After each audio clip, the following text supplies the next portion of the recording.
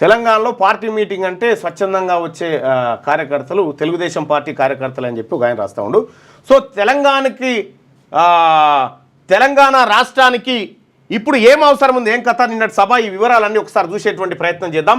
ఈనాడు దినపత్రిక ఏం రాసింది నిన్నటి సభ గురించి అంటే, తెలంగాణకు కాంగ్రెసే విలన్, గోల్మాల్ చేయడంలో అబద్ధాల్లో దాన్ని మించింది లేదు, కమిషన్లు తీసుకోవడం, సంచులు మోయడమే ఆ పార్టీ పని, 420 హామీల అమల్లో వైఫల్యం, ప్రభుత్వాన్ని మేము పడగొట్టం, ప్రజలే వారి ఈపులు సాపు చేస్తారు, పోలీసులు వచ్చేది మా ప్రభుత్వమే, తప్పుడు కేసులు వద్దు, నేను బయటికి వస్తా, పోరాడతా, 11 ఏళ్లలో 11 అంటే ఇప్పటిదాకా బయట లేవన్నట్లే కదా, లేడు, 11 ఏళ్లలో 11 రూపాయలు కూడా ఇవ్వని భాజపా ఆపరేషన్ కగార్ను కేంద్రం నిలిపివేయాలి, బరాసా రజతోత్సవ సభలో కేసీఆర్ అంటూ ఒక వార్తనైతే చూడొచ్చు. ఇక్కడ ఆపరేషన్ కగార్ ఏదైతే ఉందో ఆ కగార్ను ఆపివేయాలనేటువంటి ఒక మంచి మాట ఈ సభ నుంచి వినడం జరిగింది.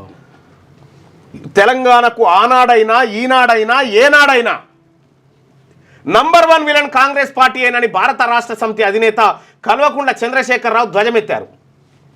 తెలంగాణను 1956లో బలవంతంగా ఆంధ్రాలో కలిపింది, 1969 ఉద్యమ సమయంలో తెలంగాణ బిడ్డలను పిట్టల్లా కాల్చింది కాంగ్రెసేనని విమర్శించారు. గోల్మాల్ చేయడంలో, అబద్ధాలు చెప్పడంలో కాంగ్రెస్ నాయకుల్ని మించిన వారు లేరని దుయ్యబట్టారు. ప్రజలు కాంగ్రెస్ను నమ్మి ఓట్లేస్తే అది నిండా మోసం చేసిందని విమర్శించారు. బరాసా రజతోత్సవ సందర్భంగా హనుమకొండ జిల్లా ఎల్కతుర్తిలో ఆదివారం నిర్వహించిన బహిరంగ సభలో కేసీఆర్ ప్రసంగించారు. పహల్గామ్ ఉగ్రదాడిలో చనిపోయిన వారికి సంతాప సూచకంగా సభ ఆరంభంలో 1 నిమిషం మౌనం పాటించారు. అనంతరం కేసీఆర్ ప్రసంగం ప్రారంభించారు. ఇక్కడ కాంగ్రెస్ విలన్ అని చెప్తా ఉన్నారు. ఇదే 2014లో కేసీఆర్ గారు ఎన్నికల గోదాలోకి దిగేటువంటి సమయంలో పొన్నాల లక్ష్మయ్య గారు పిసిసి చీఫ్గా ఉండే ఆయన ఇప్పుడు ఈ సభలో పక్కకే ఉన్నాడు. అంటే ఇదే ఇక్కడ మనల్ని పార్టీల వైపు చూపిస్తూ ఉంటారు. మనం చూడాల్సింది పార్టీలను కాదు, వీళ్ళని చూడాలి. ఎస్, కాంగ్రెస్ పార్టీ చెప్పాలంటే బీసీల విషయంలో ద్రోహమే చేసింది. ఇదే కాదు, బీసీల విషయంలో ద్రోహమే చేసింది కాంగ్రెస్ పార్టీ. ఎందుకంటే జనాభా లెక్కలను, కులగణనను నిలిపివేసిన ఘనత కాంగ్రెస్ పార్టీదే. కులగణనను నిలిపివేసి బీసీలకు రిజర్వేషన్లు ఇవ్వకుండా అడ్డుకొని 1992 తర్వాత జనతా సర్కార్ వస్తే తప్ప బీసీలకు రిజర్వేషన్లు రాలే. మొన్న ఈడబ్ల్యూఎస్ కోటాకు మద్దతు ఇచ్చింది కాంగ్రెస్ పార్టీ, ఆ విషయంలో విలనే.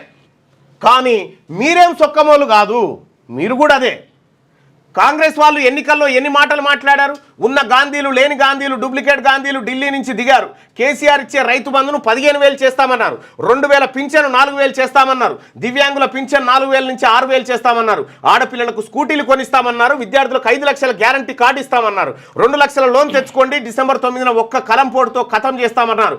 మరి వాళ్ళు ఇవన్నీ చేశారా లేక మీకే తెలుసు లేదా అనేది మీకే తెలుసు అని చెప్తా ఉన్నారు.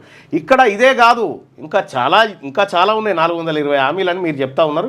420 ఇంకా తక్కువ, దానికి సంఖ్య కలిపి చేసిరు. కానీ ఒక మాట అయితే కేసీఆర్ గారు ఈ వేదిక నేను చెప్తా ఉన్నా, మీరు అధికారంలో ఉన్నప్పుడు ప్రభుత్వ ఉద్యోగులకు ఎప్పుడు జీతం వస్తుందో తెలియదు, కానీ కాంగ్రెస్ పార్టీ అధికారంలోకి వచ్చినప్పుడు ఇప్పుడు 1వ తారీఖు జీతాలు వస్తాయి. అందుకు మీ కడుపు మసిలిపోతుండొచ్చు, కొంత మీ కడుపు మసిలితే అట్లా మసులుతుండొచ్చు. ఇవాళ కాంగ్రెస్ పార్టీ ప్రభుత్వం సన్న వడ్లకు 500 రూపాయల బోనస్ ఇస్తూ ఉంది. అది మీ కడుపు మసులుతుండొచ్చు. గతంలో మీరు ఒడ్లు కొంటే ఎప్పుడు వస్తాయో తెలియదు పైసలు, ఇప్పుడు టెన్షన్గా పడతామని గవి కొన్ని మసులుతుండొచ్చు. ఇలా ఉచిత బస్సు ద్వారా ప్రజలే వద్దంటున్నారు అనేటువంటి మాట చెప్తాను. వద్దంటున్నారనే మాట కరెక్టే, కానీ ఎక్కుడు తప్పలేదు కదా, ఎక్కుడు బరాబరే ఉంది కదా. కాబట్టి కేసీఆర్ గారికి కొన్ని పథకాలు కొద్దిగా ఇబ్బందికరంగా ఉన్నాయి, కేసీఆర్ కంటే బెటర్గా కనిపిస్తూ ఉన్నాయి. సో బీసీలకైతే ఒరిగింది ఏం లేదు. ఒక్క బీసీ కులగణన అనే మాట మాట్లాడలే, కులగణనలో పాల్గొనలేదా కేసీఆర్ కుటుంబం? కులగణనలో పాల్గొనలే కేసీఆర్ కుటుంబం. ఒక్క మాట బీసీల టాపిక్, బీసీల అధికారము, బీసీలకు జరుగుతున్న అన్యాయం గురించి ఒక్క పల్లెత్తు మాట మాట్లాడలే కేసీఆర్ గారు. ఏడాదికే ఇంత పెద్ద సభను విజయవంతం చేశారంటే ఇగో ఇక్కడ ఖాళీలు ఉన్నాయి అన్నట్టు, ఇవన్నీ అర్థమైందా? ఏడాదిన్నరకే ఇంత పెద్ద సభను విజయవంతం చేశారంటే మీరు కూడా ఒక నిర్ణయానికి వచ్చినట్టు అర్థమవుతుంది. ఎన్నికలు త్వరగా వస్తే బాగుండనే ముచ్చటే జనాల్లో వినిపిస్తుంది. ప్రజల్లో అలాంటి అభిప్రాయాలు ఉన్నాయని తెలిసి మా దుబ్బాక ఎమ్మెల్యే మాట్లాడితే కాంగ్రెస్ వాళ్ళు గుర్రమంటున్నారు. మా ప్రభుత్వాన్ని పడగొడతారా అంటూ భరాసాపై నిందలు మోపుతున్నారు. మీరే చెడిపోయి పడిపోతుంటే మేమెందుకు పడగొడతాం, మేము ప్రజల దీవెనలతో మళ్ళీ అధికారంలోకి వస్తామని చెప్పి అంటా ఉన్నాడు. కేసీఆర్ గారు మీరు రాసి పెట్టుకోండి, రాబోతున్నది బీసీ ప్రభుత్వం, బీసీల ప్రభుత్వమే వస్తుంది. ఇక చాలు, నీ మాడికాయ తొక్కు టేస్ట్ చూసినాం, ఆయన మాడికాయ తొక్కు టేస్ట్ చూసినాం, అందరి టేస్ట్లు అయిపోయినాయి సార్. మీ పిల్లలు ఐఐటి ఎంసెట్ లాంటి కాంపిటేటివ్ ఎగ్జామ్స్ కి ప్రిపేర్ అవుతున్నారా? జాబ్స్ కోసం చేసే ప్రయత్నంలో విఫలమవుతున్నారా? ఇంగ్లీష్ పై పట్టు సాధించలేక పోటీ ప్రపంచంలో వెనుకబడుతున్నారా? స్టేట్ సిలబస్ అయినా సెంట్రల్ సిలబస్ అయినా అన్ని సబ్జెక్టులు ఇప్పుడు ఒక్క క్లిక్ లో. షేక్ స్పైకర్ ఇప్పటి వరకు ఎవరు తయారు చేయలేని విధంగా రూపొందించబడిన సరికొత్త యాప్.